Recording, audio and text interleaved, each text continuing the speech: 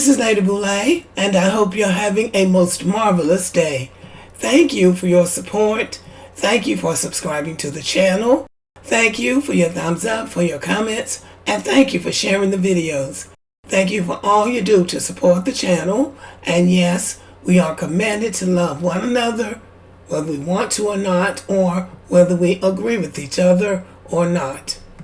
Well, y'all, I have to admit, this rant that Katt Williams went on was a watershed moment for me, and it should be a watershed moment for Black America.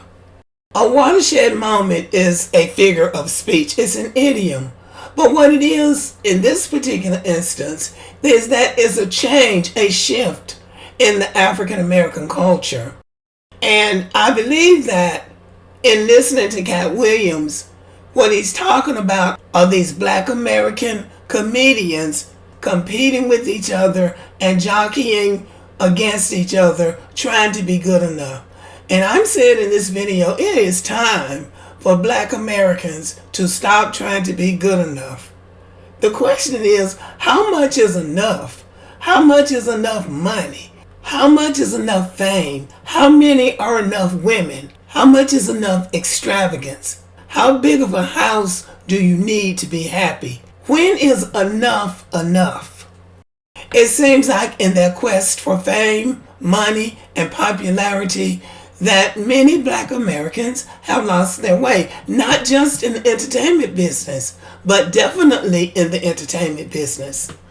And the fact that so many Black people believe Katt Williams and are glad to have some of these people exposed lets us know that something isn't quite right.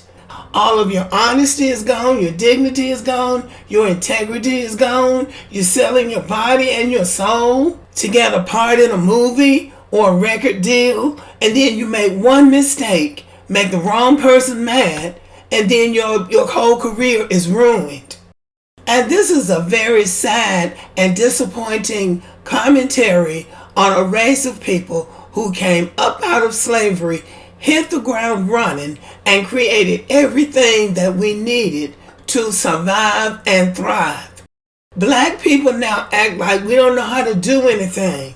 Coming up out of slavery, Black people built businesses, they built colleges, they built churches, they built communities. They came out of that system and created a lifestyle and culture from their own ingenuity. Even in the movie industry, way back in the 1920s, Oscar Micheaux was making movies, and those movies were making money. Paul Robeson, who is one of the greatest actors to ever live, acted in Oscar Micheaux's movies. Body and Soul was like a box office hit, to the point that Oscar Micheaux released his film in 1925. Then Hollywood went back in 1947 and released a movie by the same title starring white actors. So they've always copied or found ways to steal our intellectual property. So when Oscar Micheaux was making movies with Black people, he had Black people in respectable positions doing things, ordinary things that people do. But what did Hollywood do? Hollywood decided they were going to come calling for Black actors, because remember, whenever we make a revenue source out of something, then somebody else comes up and decides they're going to take it over. So when Oscar Micheaux was showing Black people in really respectable positions, Hollywood comes calling, and now they want Black actors. But what do they want? They want Hattie McDaniel being a maid. They want her. They want you to be a slave, or they want you to be Amos and Andy acting like a bunch of idiots. So but they're giving you more money, so you're making more money to be an idiot than you would be making if you would be keeping your dignity. But we have always been willing to sell out for the money. But you're not going to make enough money to be equal to the money they're making. You're just going to be making enough money to keep you in a position where you have to keep coming back to them and begging for more money. The thing about America is that it always underestimates black people, and we underestimate ourselves. They segregated the schools from the very beginning. As a matter of fact, in the very beginning, they didn't even have any schools for black people. So black people had to improvise. Black people had to use the churches for worship on Sunday, and the churches became a school during the week. And the way they paint the segregated schools now is that, oh, they were just such terrible schools and the teachers weren't well trained. That is a lie. Segregated schools had a wonderful culture and wonderful tradition. When we were in those segregated schools, the home, the school, and the church worked together to build a real community. There was a sense of contentment in those communities. But it's always the case that whenever we get our footing and we get comfortable with something, then all of a sudden we need to change it. We need to do something else. Now we need to integrate the schools. Well, maybe that was what needed to happen. But maybe we didn't see the tricky underhand, because now what are we hearing about the schools relative to black people, especially young black men? School to prison pipeline. So that was, for all we know, that could have been the goal all the time. School to prison pipeline. In other words, another form of free labor from black people. Let's get them in these schools, teach them nothing. Everything they do, write them up and make them feel like criminals, even though they're only in the 4th grade. So by the time they get to the 9th or 10th grade, they're acting like criminals. So by the time they get 16 or 17 years old, guess what? We have them in jail. So every time we get our footing for something, there comes somebody who wants to tell us that there's something else we need to do to make ourselves better, but then it just turns out to be to our detriment. I mean, I even look at sports. Black people, back in the day, during segregation, black people didn't play sports with white people. And baseball was the game of the day. Black men had their own baseball league. There were over 20 teams in those leagues. And they even had a colored World Series in 1924. That's 100 years ago. They had their own thing going. Those games generated large crowds and large revenue. And those black players were playing better baseball than the white ones. All over the country, and I know all over the South, there was a baseball team in every town. On Saturday afternoon, that's what you did. You went to the baseball game. And then when those professional teams, the Negro League baseball players, sometimes would come through those towns, that was a big deal. Black people loved that.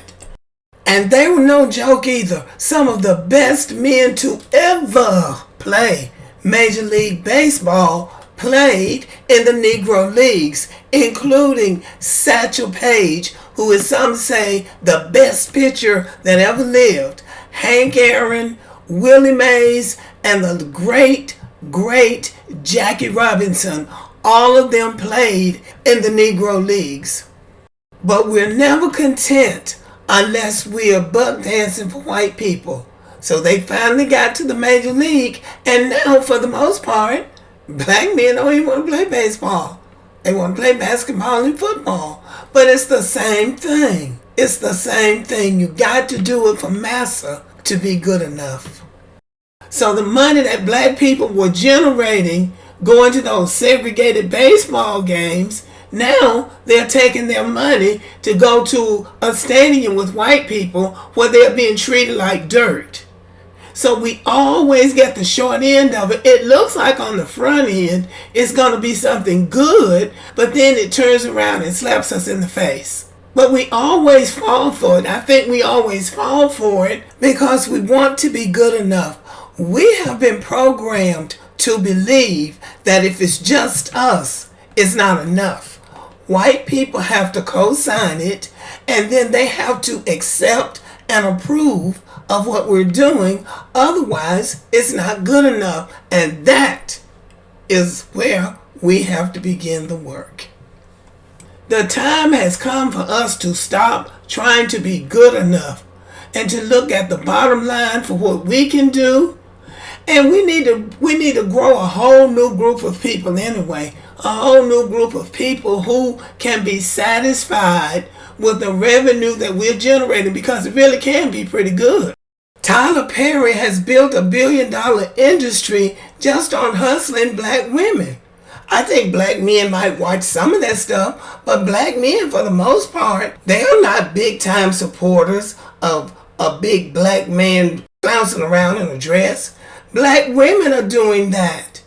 And if black men and black women put their money together, we could really do something. What's the point of having a 1.3 or 6 or however many trillions of dollars and giving it all away to somebody else because we don't think we're good enough? Black culture doesn't disappoint. But if we could be content, that's the problem. We can't be content with who we are and what we have.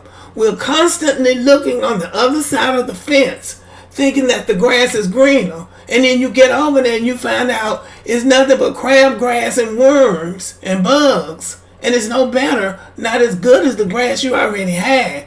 That's probably a terrible metaphor, but you get the meaning. For our own health and well-being, we need to stop trying to be good enough for other people and accept that we are good enough as we are, and teach that to our children.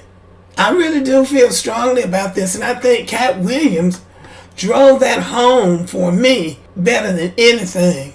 There's a lot of criticism now of Shannon Sharpe because he didn't just shut Katt Williams up, because he was stepping on a lot of toes. And even for the people who say that, well, Katt Williams is just jealous of Kevin Hart because he doesn't have the same amount of money.